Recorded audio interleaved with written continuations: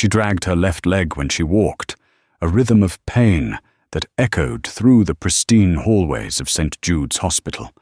To the arrogant residents and the high-flying attendings, she was just a joke. A failed medical student turned gloried bedpan changer. They called her the crippled surgeon to her face, mocking a dream that died in a horrific accident years ago. But they didn't know who she really was. They didn't know that the scar on her leg wasn't from a car crash, but from a bullet meant for a general. They didn't know that the VIP patient dying in Trauma Room 1 wasn't just a stranger. He was the only man who knew her secret. And when his team kicks down the doors, the doctors won't be laughing anymore. Rain lashed against the windows of St. Jude's Medical Center in Seattle, turning the city lights into blurred streaks of grey and gold. Inside, the fluorescent lights hummed with a sterile indifference that Sarah despised. Sarah Miller adjusted the brace on her left leg, wincing as a bolt of phantom electricity shot up her thigh. She took a breath, smoothed her teal nurse's scrubs, and pushed the cart of saline bags toward the nurse's station. "Look out! Here comes Hopalong!" a voice sneered from the coffee counter. Sarah didn't flinch. She kept her eyes forward, her grip tightening on the cart handle. It was Dr. Gregory Sterling, the hospital's golden boy, chief of trauma surgery at only 35, with a jawline bought by old money and an ego fed by desperate interns. Beside him stood Dr. Jessica Thorne, a resident who mirrored Sterling's cruelty in hopes of securing a fellowship.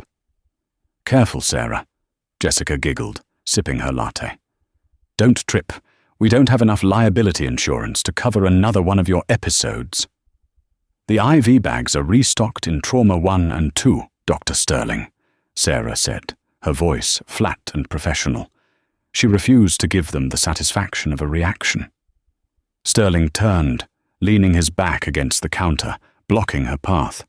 He looked her up and down, his gaze lingering on the heavy composite brace hidden beneath her scrub pants. "You know, Miller, I was looking at your file again. It's tragic, really.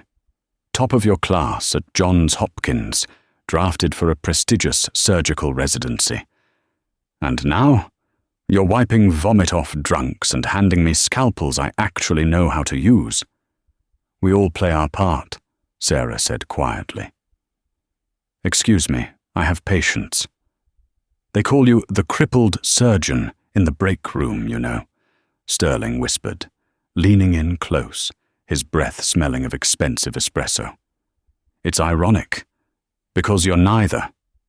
He laughed, a sharp, barking sound, and pushed off the counter, brushing past her shoulder hard enough to make her stumble. Jessica followed him, snickering. Sarah steadied herself against the wall. Her hand went instinctively to the scar tissue on her thigh, a jagged map of a past life she had buried deep. "Let them talk," she told herself. "Let them think you're weak." She wasn't just a nurse because she had failed. She was here because this was the only place quiet enough to hide. After the explosion in Kandahar, the one that officially didn't happen, and the months of rehab that rebuilt her shattered femur, the agency had given her a choice: a desk job at the Pentagon or a quiet civilian life with a redacted file. She chose the scrubs. She chose anonymity. But anonymity was heavy. Later that evening, the ER was relatively quiet until the red phone at the charge nurse's desk screamed. Head nurse Beatrice, a kind woman who was the only one who didn't treat Sarah like broken furniture, answered it. Her face went pale. "ETA, 2 minutes!" Beatrice shouted, slamming the phone down. "Massive trauma. Multiple GSWs, gunshot wounds. Chopper is landing on the roof. They're bypassing triage." "Who is it?" Sterling shouted, emerging from the lounge, looking annoyed that his break was interrupted. "Military transfer," Beatrice said, her hands shaking as she typed into the computer. "High value. They didn't give a name. just a code. Bravo 6 Actual. Sarah froze in the middle of the hallway. A tray of vials rattled in her hands. Bravo 6. The air left her lungs. The hospital sounds faded into a high-pitched ring. She knew that call sign. She hadn't heard it in 4 years, not since the extraction in the Gore province. "Miller!" Sterling barked, snapping his fingers in front of her face. "Wake up, Cripple. Get the trauma cart to Bay 1. If you drop anything, I'll have you fired before the body is cold." Sarah snapped back to reality. Her heart hammered against her ribs like a trapped bird. "Yes, Doctor," she said, her voice surprisingly steady. She limped as fast as she could toward Trauma Bay 1, the rhythmic thump drag of her gait faster than usual. She had to know. She had to see the face behind the code. The double doors burst open. Paramedics rushed in, flanking a gurney carrying a man covered in blood-soaked tactical gear. He was huge, his chest heaving, his face obscured by an oxygen mask and grime. "Male, mid-30s, 3 shots to the chest, 1 to the upper abdominal quadrant," a paramedic yelled. "BP is crashing, 70/40. Sterling pushed his way to the front. "Get those clothes off him. I need access." As the nurses frantically cut away the tactical vest, the man on the table groaned, his hand thrashing out, gripping the rail with white-knuckled force.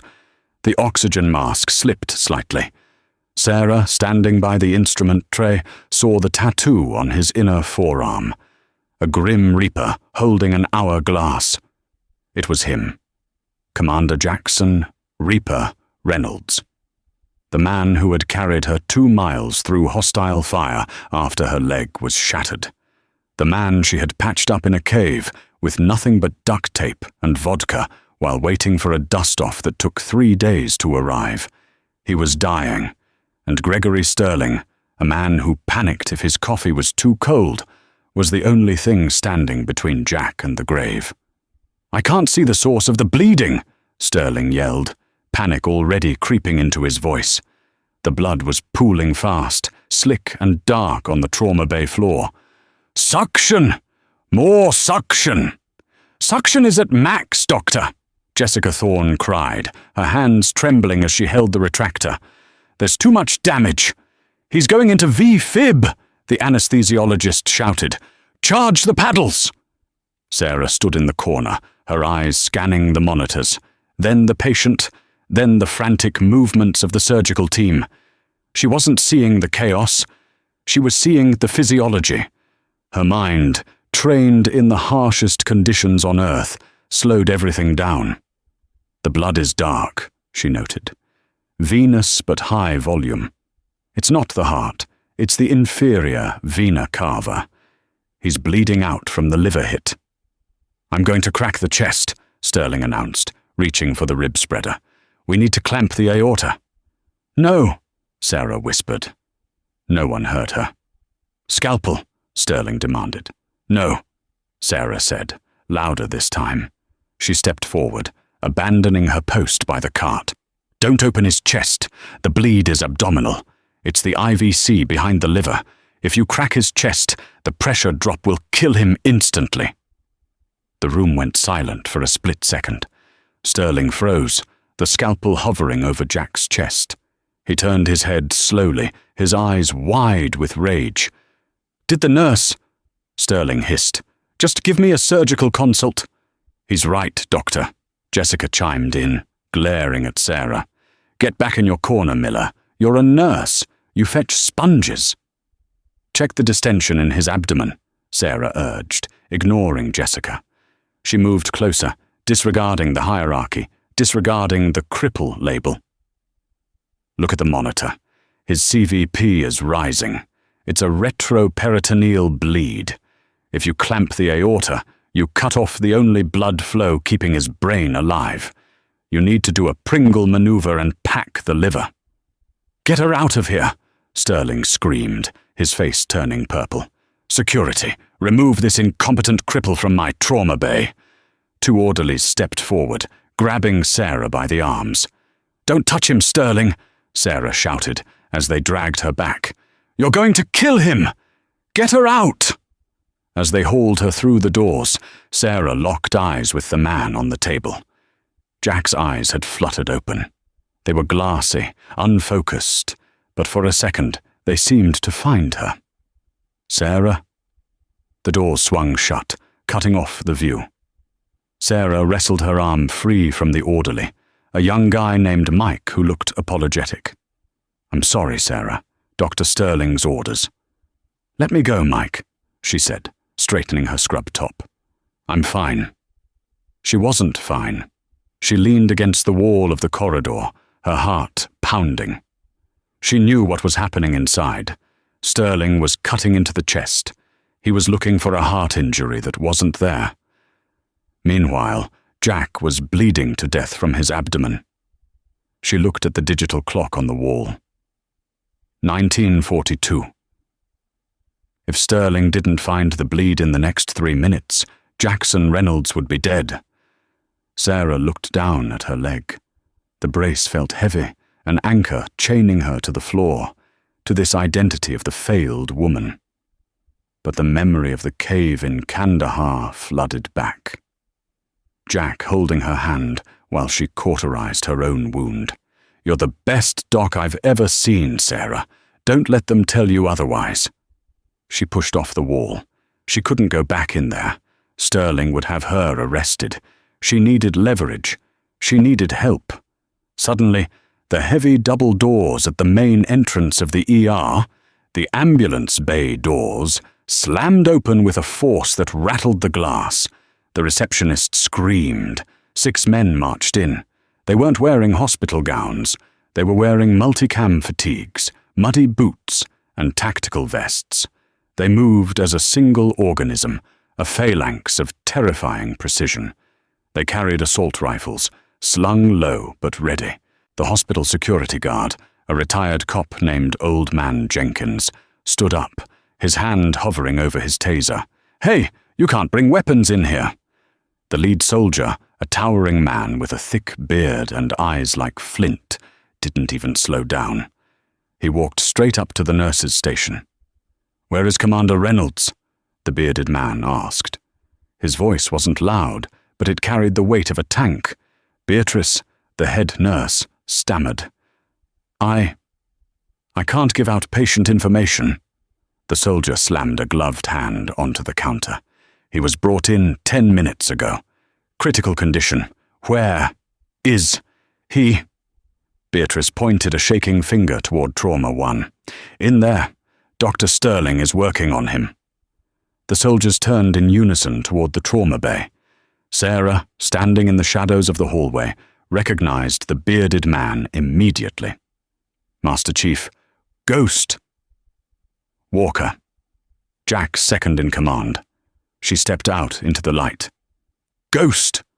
The 6 soldiers spun around, weapons shifting slightly before they recognized the source. Ghost squinted, his eyes scanning the woman in the teal scrubs, the limp, the tired face. Recognition dawned on his face like a sunrise. His stoic expression shattered into pure shock. "Doc," Ghost whispered. "Valkyrie," the other soldiers murmured, lowering their weapons. "It's Valkyrie. She's alive." "Ghost, listen to me," Sarah said, limping towards them, urgency radiating from her. "The surgeon in there is incompetent. He's looking for the wrong bleed. Jack has less than 2 minutes before he strokes out on the table. They kicked me out." Ghost's face hardened into stone. He looked at the trauma room doors, then back at Sarah. "What do you need?" he asked. "I need to get back in there," Sarah said, "and I need no one to stop me." Ghost racked the charging handle of his rifle. The sound was deafening in the quiet ER. "Boys," Ghost said to his team, "open the door for the doctor." Dr. Gregory Sterling was sweating. The chest was open, the ribs spread wide by the silver retractors, but the heart looked fine. It was beating frantically, struggling against an empty tank. "Where is the blood coming from?" Sterling screamed, throwing a blood-soaked sponge onto the floor. "I can't find the source. BP is 50 over palp. We're losing him." Jessica Thorne was crying now. "Doctor, he's flatlining! The monitor!"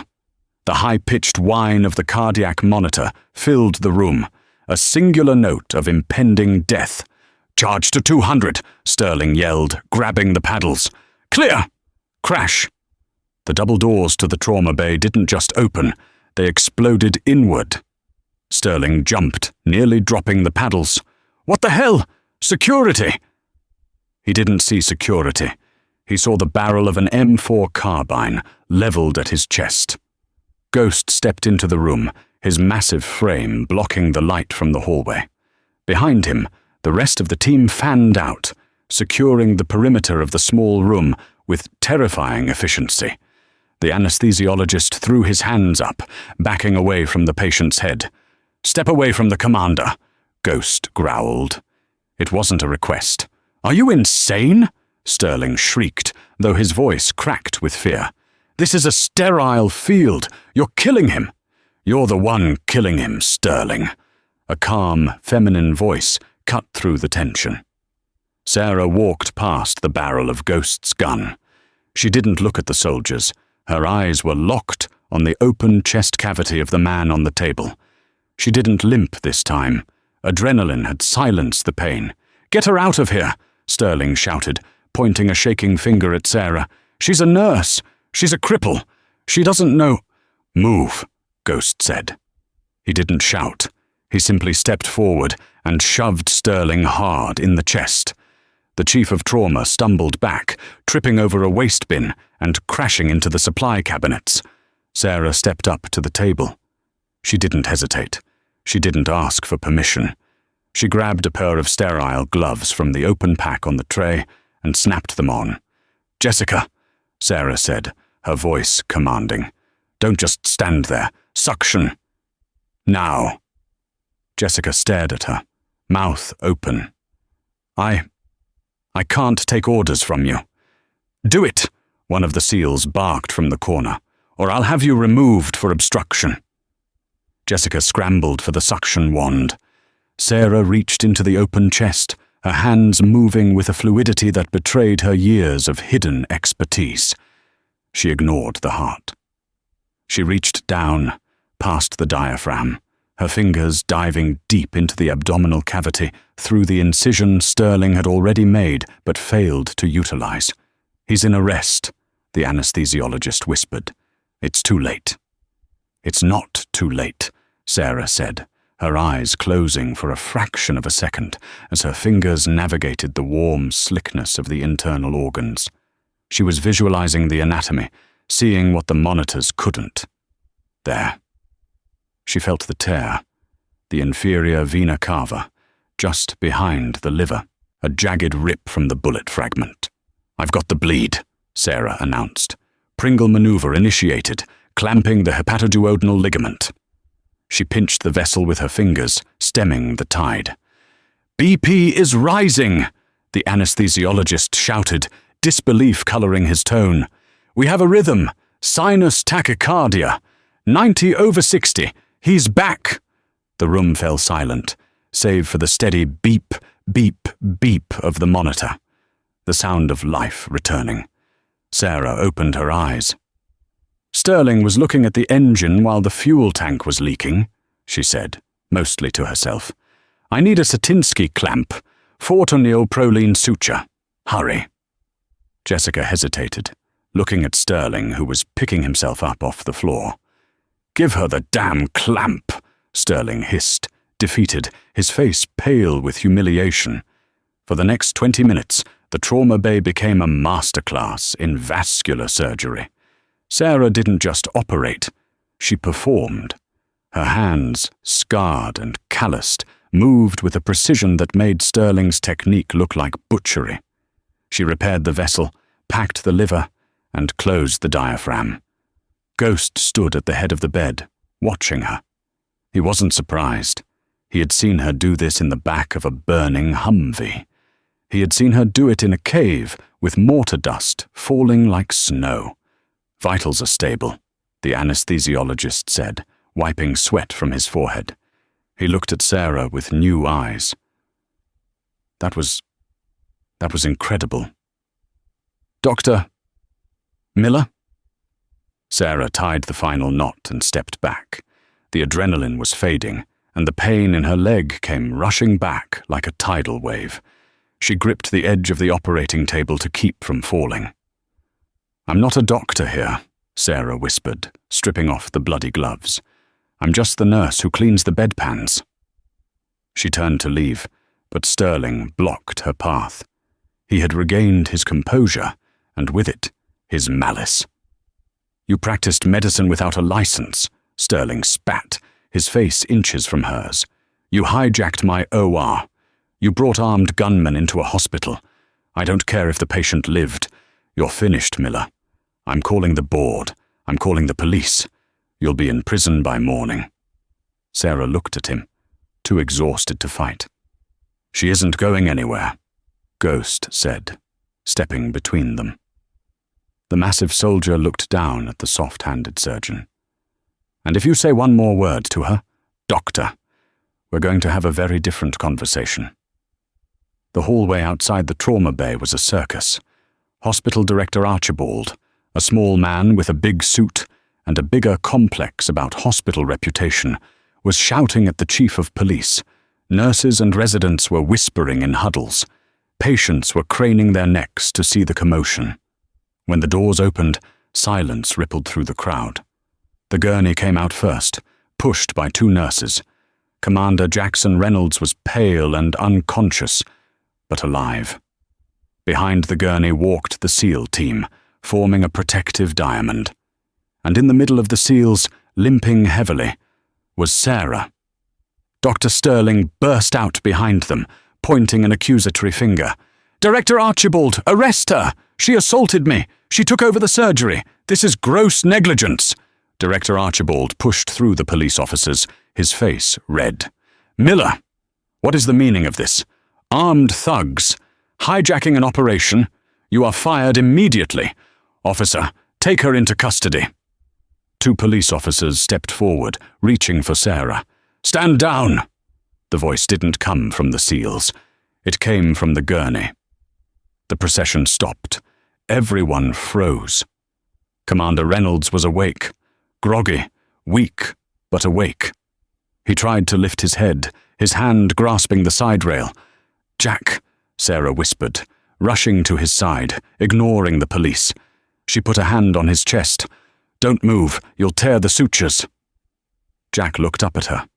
His eyes, usually steel-cold, were filled with a warmth that shocked the onlookers. He reached up, his rough hand cupping her cheek. "I knew it was you," Jack rasped, his voice weak. "I felt your hands. Nobody stitches like Valkyrie." "Valkyrie?" Jessica Thorne whispered from the sidelines. "What does that mean?" Jack looked at the director, then at Sterling. The weakness in his eyes vanished, replaced by the glare of a man who commanded nations. "Director," Jack said, his voice gaining strength. "Do you know who this woman is?"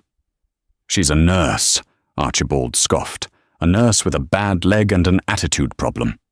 She is Lieutenant Commander Sarah Miller, United States Navy, retired," Jack announced, his voice carrying down the hall.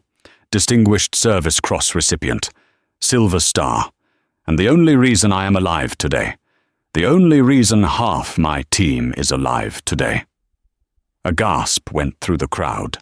Sterling's jaw dropped. "She was the top combat surgeon in the Middle East," Ghost added, stepping up beside Sarah. "They called her the Angel of Kandahar, but we called her Valkyrie, because she decided who lived and who died, and nobody died on her watch." She was a surgeon," Sterling stammered. "But the file said car accident. RPG attack," Sarah said softly, looking down. "I took shrapnel shielding a patient. It severed my sciatic nerve and shattered the femur. They told me I'd never walk again. They told me I could certainly never operate again. I lost my commission. I lost my career." "But you didn't lose your skill," Jack said fiercely. Director Archibald looked from the SEALs to the police, realizing the tide had turned. "Well, Be that as it may. Protocol was breached. Protocol? Jack laughed, a wet, painful sound. If she hadn't breached protocol, I'd be dead. And let me make something clear. If this hospital touches a hair on her head, or fires her, or disrespects her, I will personally ensure that every military contract, every federal grant, and every donor dollar this hospital receives is frozen by morning. Do I make myself clear? Archibald swallowed hard. Crystal clear, Commander. Jack looked at his team. He gave a slight nod. Ghost turned to Sarah. He snapped his heels together. Attention! Ghost barked. In the middle of the crowded hospital hallway, 5 Navy SEALs, covered in dust and blood, snapped to attention. They raised their hands in a crisp, sharp salute. It wasn't a salute for a superior officer. It was a salute for a hero. The police officers, realizing the gravity of the moment, lowered their hands. Even some of the older doctors, sensing the shift, straightened their backs. Sarah stood there, tears streaming down her face. For 3 years she had been the cripple.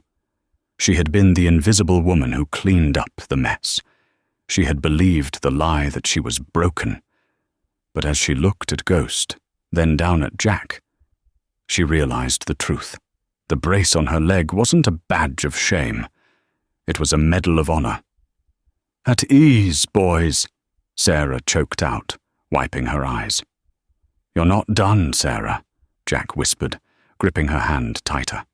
I'm not letting you go this time. You ran away from the hospital in Germany 3 years ago. You vanished. Why? Sarah looked away, the shame returning. Because I wasn't Valkyrie anymore, Jack. I was just damaged goods. I didn't want you to see me like this. Look at me, Jack commanded. She met his gaze. You are not damaged, he said intensely. And we have a lot to talk about, starting with why you never answered my letters. Sarah froze. What letters? I never got any letters. Jack's eyes narrowed. He looked past Sarah, his gaze landing squarely on Dr. Sterling. I sent them here, Jack said, his voice dropping to a dangerous growl.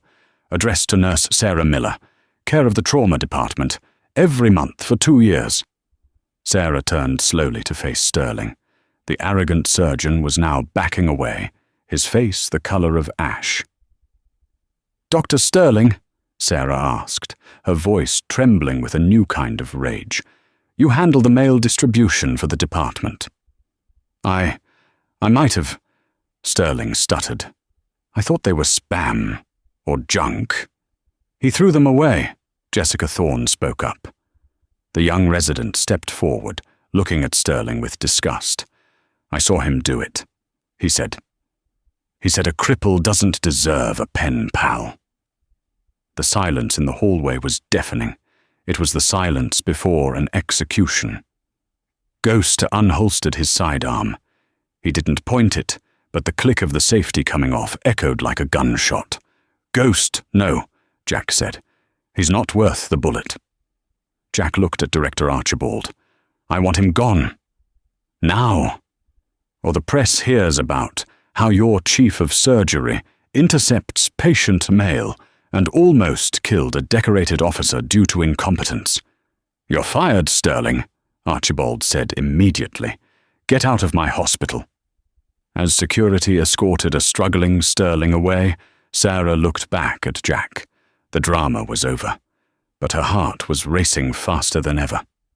730 days, Jack whispered to her. I wrote to you for 730 days. I have a lot of catching up to do. Sarah smiled, a genuine smile that reached her eyes for the first time in years. I'm not going anywhere, Commander. But just as the moment settled, a woman in a sharp business suit clicked her heels down the hallway. She held a tablet and looked annoyed. Commander Reynolds, the woman said, ignoring everyone else. Command wants an update. And...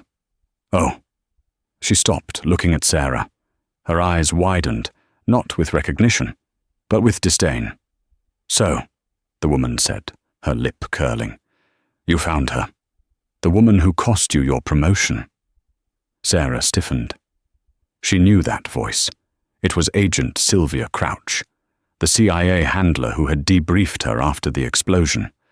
The woman who had made Sarah sign the papers that erased her service record. "Hello, Sylvia," Sarah said cold. "I see the gang is all together," Sylvia said, tapping her tablet. "Touching. But we have a problem. Sarah, you're coming with me. You violated your NDA by performing that surgery. You exposed your identity." "She isn't going anywhere." Ghost stepped in again. "She is," Sylvia smiled, a shark-like grin. "Unless she wants to be charged with treason. The mission in Kandahar is still classified, Sarah. Saving the commander's life just now required you to use classified medical techniques developed for the program. You're in breach." Sarah felt the walls closing in again. Just as she found her freedom, the past was here to shackle her. "I'll go," Sarah said quietly. "No." Jack tried to sit up, the monitors beeping warningly. "I have to, Jack," Sarah said, squeezing his hand. "Get better. Promise me." "Sarah."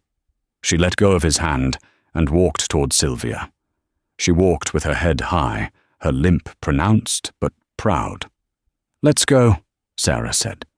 As they walked toward the elevators, Sylvia leaned in. "You really thought you could hide? He's a billionaire's son, Sarah.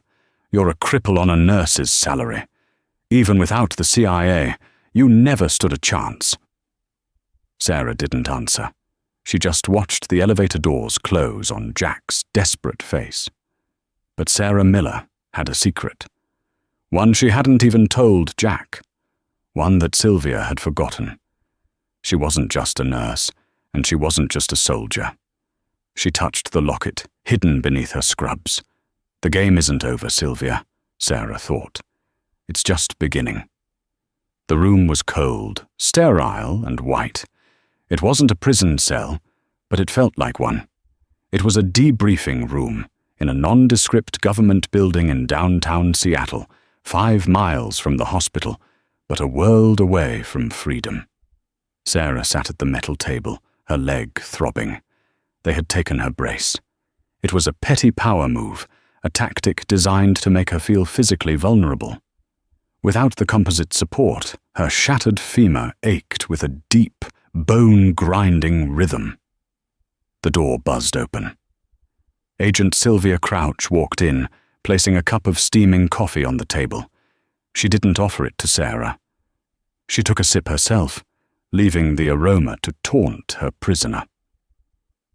"You have 2 options, Sarah," Sylvia said, sitting down and crossing her legs. "Option A. We charge you with violating the Espionage Act. We say you stole classified medical supplies and performed an unauthorized procedure on a high-value asset, risking national security. You go to Leavenworth for 20 years. Sarah stared at the wall. "And option B?" "Option B," Sylvia smiled, showing too many teeth. "You sign a new NDA, one that states you were never in Kandahar. You never met Commander Reynolds. You never performed surgery. And then you leave Seattle. Tonight, we have a one-way ticket to a nice, quiet clinic in rural Nebraska. You can change bedpans there until you retire." Sarah finally looked at her. "Why are you so afraid of me, Sylvia? Is it because I know the Valkyrie Protocol wasn't just about saving soldiers? Is it because I know you were harvesting data for the private sector? Illegal biotech research?" Sylvia's smile vanished. She leaned across the table. "You're a crippled nurse with a hallucination problem. Who is going to believe you over the director of clandestine operations?" "Jack will," Sarah said quietly. Sylvia laughed. It was a cruel, dry sound. "Jack? Oh, honey, Jack is a Reynolds. Do you know who the Reynolds family is? They own half the steel in Pennsylvania and half the politicians in D.C. He was playing soldier because he was bored. Now that he's almost died, his daddy is going to pull him back to the Hamptons. He'll marry a debutante, not a woman who drags her leg. Sarah felt a cold stone settle in her stomach. She knew Jack came from money, but she hadn't realized the extent of it. In the caves of Afghanistan, he was just Jack. "He wrote to me," Sarah whispered. "For 2 years." "And you never wrote back," Sylvia countered. "As far as he knows, you ignored him. He's grateful you saved his life, sure, but gratitude isn't love, Sarah. It's a debt, and rich men just write checks to clear their debts." Sylvia slid a piece of paper and a pen across the table. "Sign it. Go to Nebraska. Forget the SEALs exist." Meanwhile, back at St. Jude's Hospital, the atmosphere was volatile. Jack was awake. He was sitting up, despite the protests of 3 new nurses. Ghost stood by the door, arms crossed, looking like a statue of war. "Where is she, Ghost?" Jack demanded. His voice was raspy, but the command tone was back. "The CIA handler took her," Ghost replied. "They cited NDA violations, said they were taking her to the federal building for processing." Jack ripped the IV tape off his hand. "Commander, you can't!" a nurse cried. "Watch me," Jack growled. He swung his legs over the side of the bed. He hissed in pain as his abdominal muscles contracted, but he pushed through it. "Hand me the phone, Ghost." "Who are you calling, boss? The Admiral?" "Higher," Jack said, his eyes burning with a terrifying intensity. "I'm calling my father." Ghost's eyebrows shot up. "You haven't spoken to the senator in 4 years." "I know," Jack said, dialing the number from memory. "But he owes me, and he hates the CIA more than I do." The phone rang twice before a deep, cultivated voice answered. "Jackson, is that you? I heard about the extraction. Are you all right?" "I'm alive, Dad," Jack said, cutting through the pleasantries. "But the woman who saved me is being held by agency goons in Seattle. Agent Sylvia Crouch. She's threatening to bury her." "The surgeon?" the senator asked. "The one from the file you sent me years ago. The one you wouldn't shut up about." "Yes," Jack said. "She's the one. I need you to make a call. I need you to remind the agency who approves their black budget funding for the next fiscal year." There was a pause on the other end. Then a low chuckle. "You're finally asking for a favor, son. I've waited a long time for this. If I do this, you come home, you take the seat on the board. No more running around in the desert." Jack looked at the empty spot in the room where Sarah had stood. He looked at his own bloodied hands. "Done," Jack said without hesitation. "Get her out." "Now." Back in the interrogation room, Sylvia was tapping her pen against the table, waiting for Sarah to break. Sarah's hand hovered over the paper. Maybe Sylvia was right. Maybe she was just a burden. Suddenly, the door flew open. A man in a suit, sweating profusely, rushed in. He was Sylvia's superior. "Let her go," the man wheezed. Sylvia stood up. "What?" "Sir, she's a liability." "I said let her go," the man shouted. "I just got off the phone with Senator Reynolds and the Secretary of Defense. Do you know what kind of storm is heading our way? They threatened to audit the entire Seattle division if Dr. Miller isn't released immediately with a full apology." Sylvia's face went pale. She looked at Sarah, then at her boss. "The senator." "Jackson Reynolds is the senator's son, you idiot," the boss screamed. "He just activated the family lawyers. They are sending a car. Get her brace back. Now." Sarah sat back in the metal chair. She looked at Sylvia, whose arrogance was crumbling like wet sand. "Looks like," Sarah said softly, a small smile playing on her lips. "He didn't just write a check." The car wasn't a police cruiser. It was a Rolls-Royce Phantom, black as midnight, idling at the curb of the federal building. When Sarah limped out into the cool night air, clutching her returned brace, the rear door opened. But it wasn't a chauffeur who stepped out. It was Ghost. "Courtesy of the commander," Ghost said, offering her a hand. He treated her like royalty, careful not to rush her. "Where is he?" Sarah asked, sliding into the plush leather interior. "He discharged himself," Ghost said, climbing into the front seat. "Against medical advice, obviously. He said if you weren't sleeping in a hospital bed, neither was he." The car glided through the streets of Seattle, heading away from the city center and toward the affluent cliffs of Medina, where the billionaires lived behind iron gates and high hedges. They pulled up to a sprawling modern estate of glass and steel that overlooked the dark waters of Lake Washington. It was magnificent and intimidating. "This is his house?" Sarah asked, feeling acutely aware of her wrinkled scrubs and messy hair. "One of them," Ghost said. Inside, the house was warm. A fire crackled in a massive stone hearth. Jack was sitting on a leather sofa, his midsection heavily bandaged, an IV pole standing next to him like a coat rack. He looked pale, but when he saw her, his face lit up. "Sarah," he breathed. He tried to stand, but winced. "Stay down, sailor," she ordered, her voice trembling with relief. She walked over to him, the click of her brace muffled by the thick Persian rugs. She sat on the edge of the sofa. For a moment, they just looked at each other. The last time they had been this close without gunfire or medical chaos was in that cave, 4 years ago, when she thought he was going to die in her arms. "You called your father," Sarah said. Sylvia looked like she'd seen a ghost. "I told you," Jack reached out, taking her hand. His grip was warm and solid. "I'm not letting you go this time. I looked for you, Sarah. For 3 years. I hired private investigators. I hacked databases. You ghosted the whole world." "I was ashamed," Sarah admitted, looking at their joined hands, hers scarred and rough, his manicured but strong. "I went from being the best trauma surgeon in the Navy to this. A woman who can't run.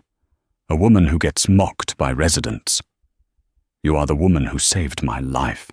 Twice," Jack said firmly. "And that limp, it's the price you paid for my team. Every time I see you walk, I don't see a cripple. I see the bravest soldier I ever served with." Sarah felt tears prick her eyes. "So what now? You go back to being a billionaire, and I go back to St. Jude's?" Jack shook his head. "St. Jude's is done. Sterling is finished, but that hospital doesn't deserve you. And I have a proposition." "A job?" "A partnership," Jack said. "My family runs the Reynolds Foundation. We fund medical initiatives all over the world. I'm taking over as chairman next week. I need a medical director who understands trauma, who understands what soldiers go through, someone who isn't afraid of blood or bureaucrats." Sarah stared at him. "Jack, I don't have a license. I'm a nurse." "We'll get your license back," Jack said with the confidence of a man who owned the world. "But first, we have to make an appearance." "Appearance?" "The Foundation Gala," Jack sighed. "It's tomorrow night. It was supposed to be my welcome home party. But now it's going to be my retirement from the team's party. My parents invited everyone. The mayor, the hospital board, and yes, even the CIA liaison officers. You want me to go?" Sarah laughed nervously. "Jack, I don't have a dress. I don't fit in with that crowd. I'm the crippled surgeon." "Then let's show them exactly who the crippled surgeon is," Jack said, his eyes gleaming. "I want you by my side, not as a nurse, as my date." The next evening, the grand ballroom of the Fairmont Olympic Hotel was dripping with crystals and diamonds. The elite of Seattle were there, holding champagne flutes and gossiping about the scandal at St. Jude's. Rumors were flying. The senator's son was shot. A nurse went rogue. The CIA was involved. Dr. Gregory Sterling, though fired, had managed to sneak in as a guest of his wealthy aunt. He was holding court near the bar, spinning the narrative. She was mentally unstable, Sterling told a group of board members. I tried to stop her. She brought gunmen into my OR. The woman is dangerous. I'm pressing charges. Is that so? Director Archibald asked nervously. The senator seemed very protective. The senator doesn't know the whole story, Sterling scoffed. Once he sees her, limping around in her cheap shoes, he'll realize she's just a gold digger taking advantage of his son's trauma. At that moment, the orchestra stopped playing. The heavy oak doors at the top of the grand staircase opened. The room went silent. Jackson Reynolds stood there, looking dashing in a black tuxedo, though he leaned heavily on a cane. But no one was looking at Jack. On his arm was a woman who looked like a queen. Sarah was wearing a gown of deep midnight blue, silk that flowed like water over her curves. It had a high slit on the left side, but she wasn't hiding her leg. The brace was gone, replaced by a sleek, custom-designed carbon fiber support that looked more like futuristic armor than a medical device. It was painted gold to match her heels. She didn't try to hide the limp.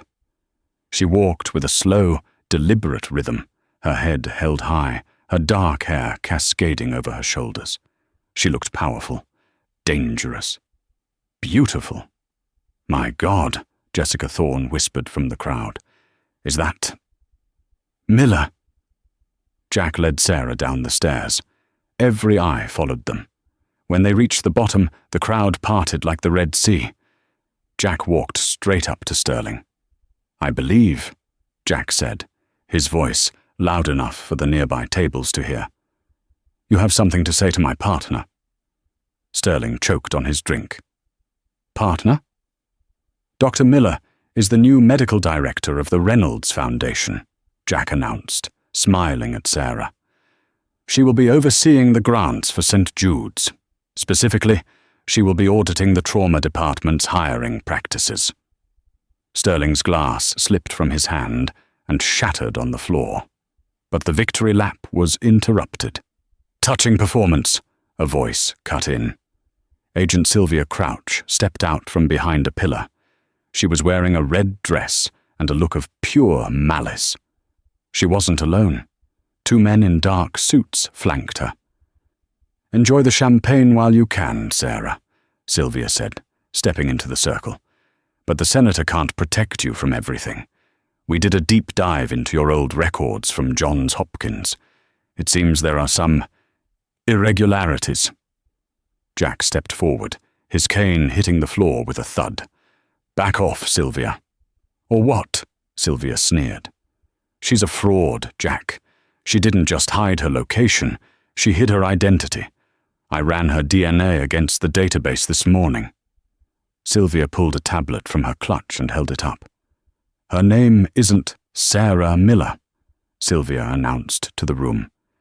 Tell them who you really are, Sarah. Tell them why a brilliant surgeon was hiding as a nurse long before she ever went to Afghanistan. The crowd murmured. Jack looked at Sarah, confusion clouding his face. Sarah, what is she talking about? Sarah let go of Jack's arm. She didn't look scared. She looked resigned. She reached up to her neck and unclasped the thin silver chain she always wore, the locket she kept hidden under her scrubs. She opened it. Inside wasn't a picture of a lover or a child. It was a microchip. She's right, Jack, Sarah said, her voice steady. Miller is my mother's maiden name. My name is Sarah Blackwood. A collective gasp went through the room. Even Sterling looked horrified. Blackwood, Jack whispered. As in, General Blackwood? General Thomas Blackwood, Sylvia gloated. The man who sold military secrets to insurgents 10 years ago. The biggest traitor in U.S. history. She's the traitor's daughter. Sylvia smirked. You didn't save the commander because you're a hero, Sarah. You did it to get close to the Reynolds family. You're a spy, just like your father." Jack stared at Sarah. He looked at the microchip in her hand. He stepped back, a look of betrayal flickering in his eyes. "Sarah?" Jack asked, his voice breaking. "Is it true?" Sarah closed her fist around the chip. She looked at the crowd, judging her, hating her. Then she looked at Jack. "It's true that I'm his daughter," Sarah said clearly. "But Sylvia got one thing wrong." Sarah held up the chip. "My father wasn't a traitor," she said, her eyes locking onto Sylvia, who suddenly looked very nervous. "He was framed, and this chip proves who really sold those secrets." Sarah pointed the chip at Sylvia. "It was you." The silence in the ballroom was absolute. Even the crystal chandeliers seemed to stop swaying. Sylvia Crouch stared at the microchip, her face losing its color, turning a sickly shade of gray. That's a bluff," she stammered, though her voice lacked its usual venom. "That chip is encryption junk. You're desperate, Sarah." "Am I?" Sarah walked toward the AV booth at the side of the stage. The technician, sensing the gravity of the moment, stepped aside. Sarah plugged the chip into the console. "My father didn't die of a heart attack in prison, Sylvia." Sarah spoke into the microphone, her voice echoing through the massive hall. "He was poisoned. But before he died, he swallowed this.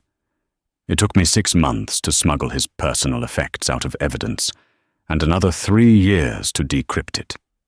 She pressed play. A voice filled the room, distorted, crackling, but unmistakable. It was Sylvia's voice. "The coordinates for General Blackwood's convoy are sent. I want the payment in the Cayman account by noon, and make sure it looks like an ambush. No survivors." The crowd gasped, a collective intake of breath that sucked the air out of the room. Senator Reynolds, standing near the front, looked like he was about to explode. "You sold them out," Jack whispered, his horror turning into cold, hard rage. "You sold my unit out. You sold us out."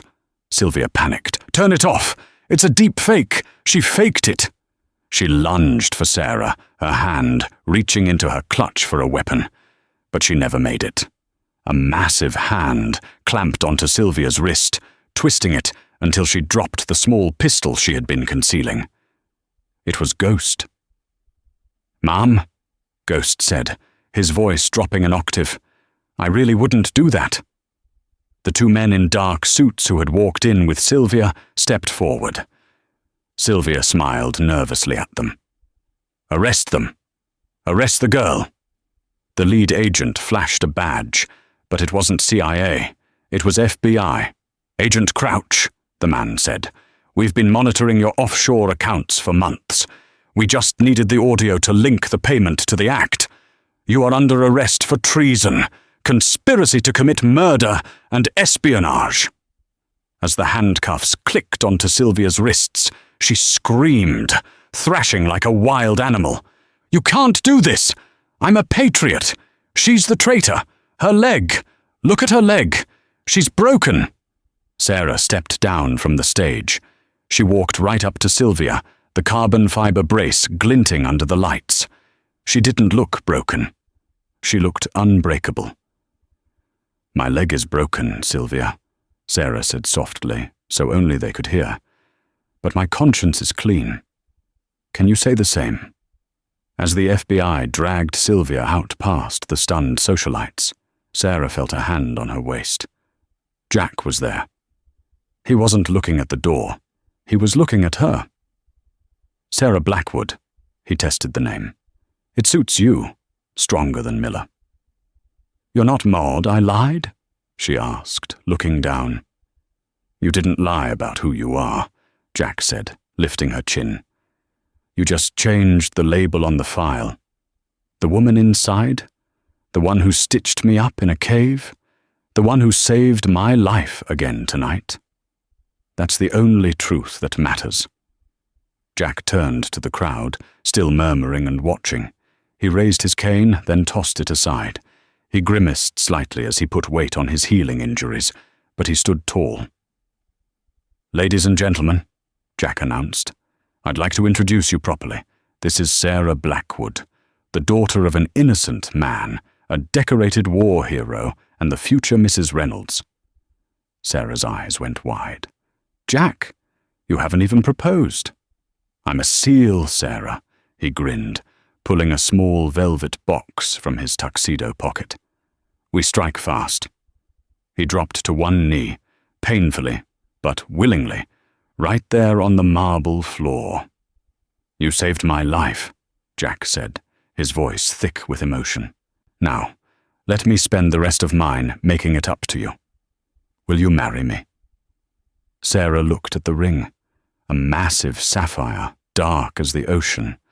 Then she looked at the man who had written her letters for 2 years, the man who had stood up to the CIA for her. "Yes," she whispered, then louder, "Yes." The ballroom erupted in applause. Even the stuffy board members were cheering. In the back of the room, Dr. Gregory Sterling tried to slip away unnoticed toward the service exit. He didn't get far.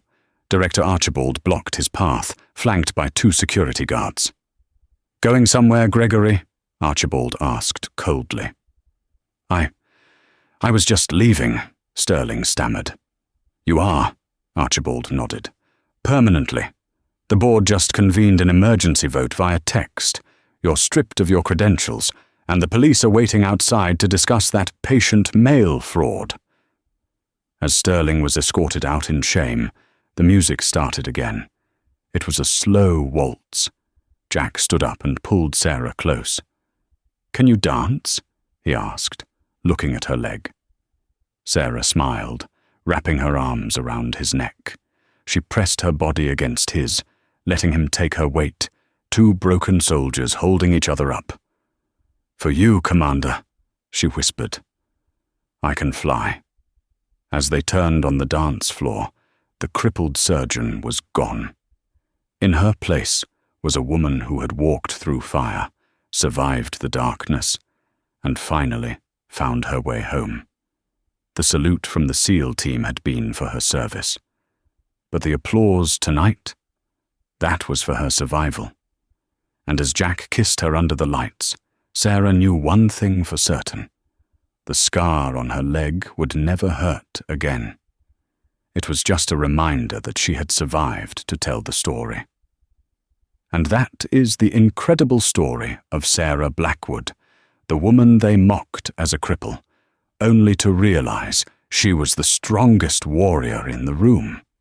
It just goes to show that you can never judge someone by their scars, because sometimes those scars are the only proof that they survived something that would have killed anyone else. If this story touched your heart, or if you cheered when the SEAL team walked through those doors, please do me a huge favor. Hit that like button right now. It helps more people find these stories. And if you haven't already, smash that subscribe button and ring the notification bell. We release powerful, dramatic stories like this every single week, and you do not want to miss the next one. What did you think of Dr. Sterling getting what he deserved? Let me know in the comments below. He got off easy, or justice was served. I'll be pinning the best comment. Thanks for watching, and see you in the next video.